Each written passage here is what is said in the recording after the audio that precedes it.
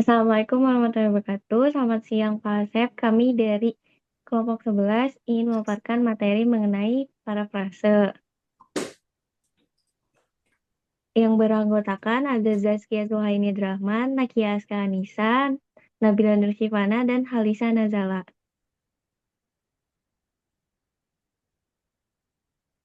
Yang pertama itu, parafrase itu merupakan menulis ulang informasi dengan menggunakan kata-kata sendiri sehingga berbeda dengan teks asli dan tidak mengubah maknanya. Di parafrase ini juga mencakup semua ide, kalimatnya itu bisa lebih sedikit atau bahkan sama dengan teks aslinya. Nah, dia ini menyampaikan bagian tertentu dari teks itu, sedangkan kalau rangkuman sendiri menyusun ringkasan dari bagian yang penting atau menarik. Kalimatnya itu bisa lebih pendek daripada teks aslinya. Yang kedua itu dia mencakup inti atau pokok-pokok utama dan memberikan gambaran secara umum atau keseluruhan.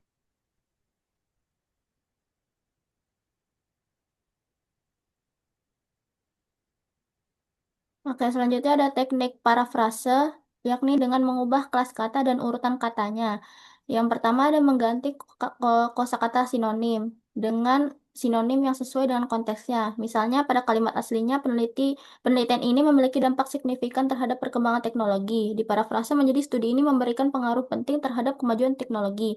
Rumusnya untuk mengganti kata-kata ini ialah dengan pertama mengidentifikasi kata-kata penting atau kata kunci dalam kalimat asli. Yang kedua, mencari sinonim yang tepat dan sesuai konteks untuk kata-kata tersebut. Misalnya pada contoh, mengubah perkembangan teknologi menjadi kemajuan teknologi dan penelitian menjadi studi, namun tetap tidak mengubah makna kalimatnya. Selanjutnya, next. Dengan mengubah kelas kata.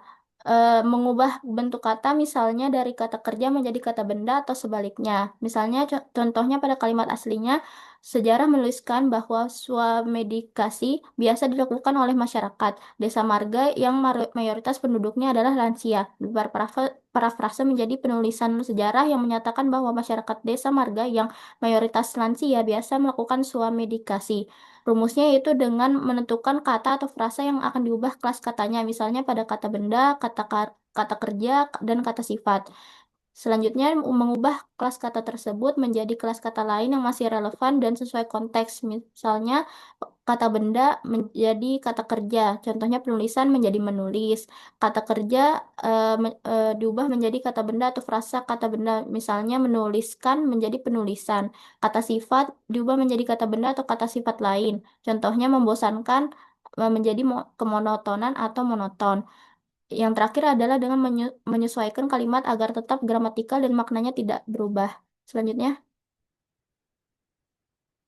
dengan mengubah urutan kata, yakni menyusun ulang struktur kalimat tanpa mengubah kata. Misalnya contohnya pada kalimat asli, sejarah menuliskan bahwa medikasi biasa dilakukan oleh masyarakat desa marga yang mayoritas penduduknya adalah lansia. Di parafrase menjadi masyarakat desa marga yang mayoritas lansia terbiasa melakukan medikasi sebagaimana yang dituliskan sejarah. Rumusnya itu dengan mengidentifikasi bagian-bagian kalimat seperti subjek, predikat, objek, dan keterangannya, lalu menyusun ulang posisi bagian-bagian tersebut dengan tetap menjaga makna kalimat, menggunakan variasi struktur kalimatnya, misalnya dengan mengubah kalimat aktif menjadi pasif atau sebaliknya, memindahkan keterangan waktu atau tempat ke awal atau akhir kalimat, dan menggunakan klausa relatif atau frasa lain untuk memperjelas subjek atau objek.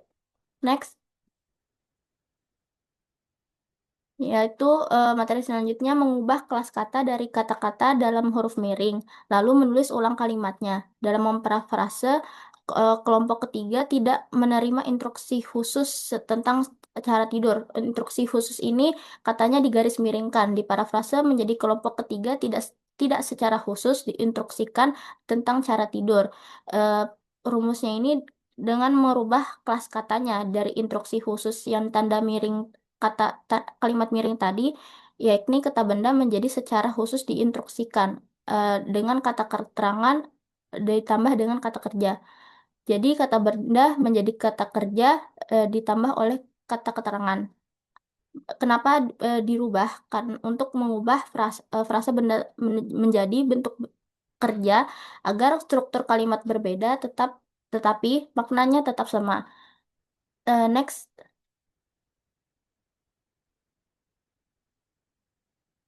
Yang terakhir tadi yang B itu masih mirip ya contohnya dengan yang awal. Jadi langsung aja ke kalimat asli yang selanjutnya yang terakhir.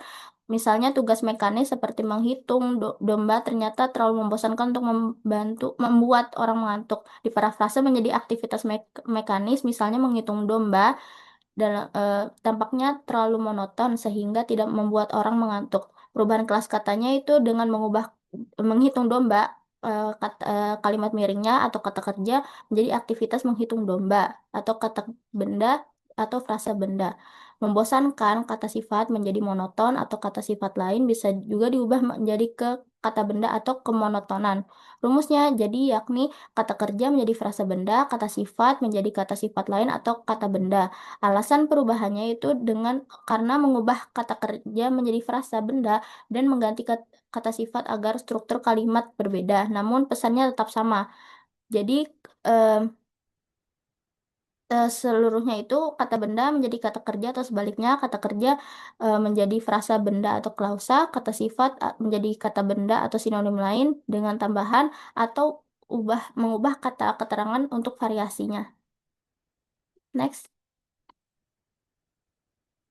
Oke, selanjutnya ada teknik dasar parafrase. Yang pertama, mengganti sinonim, yaitu mengganti kata dengan pedanan yang searti. Contohnya, butuh menjadi memerlukan. Yang kedua, mengubah struktur kalimat.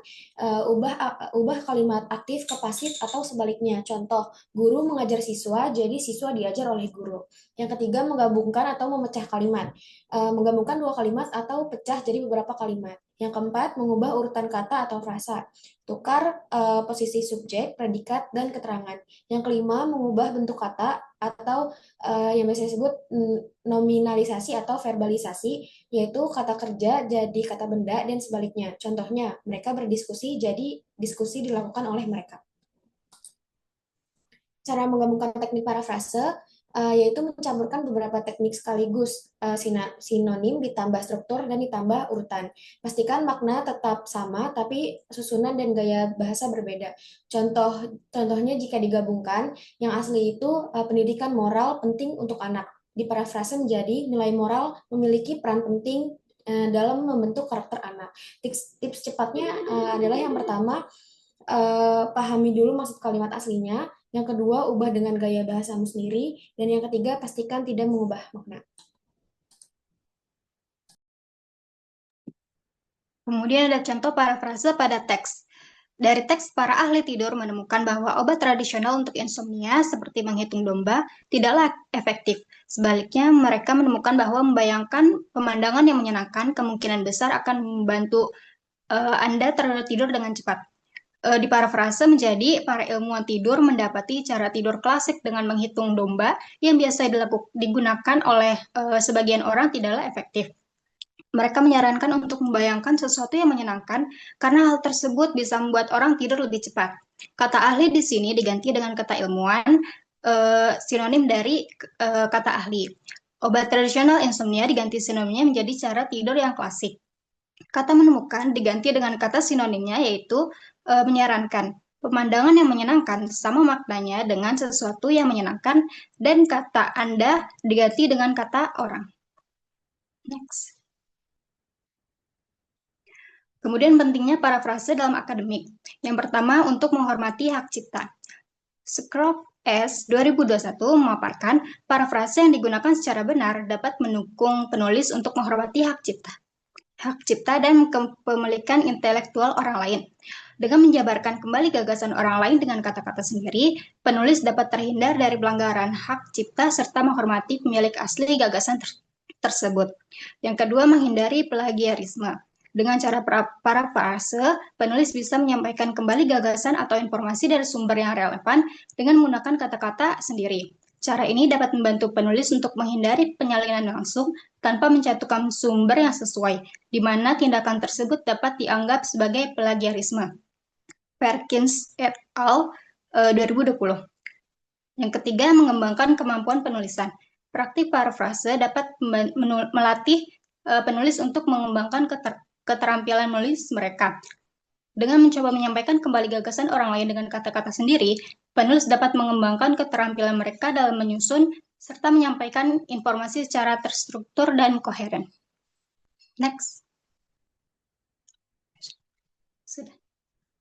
Terima kasih. Segitu saja dari kelompok kami.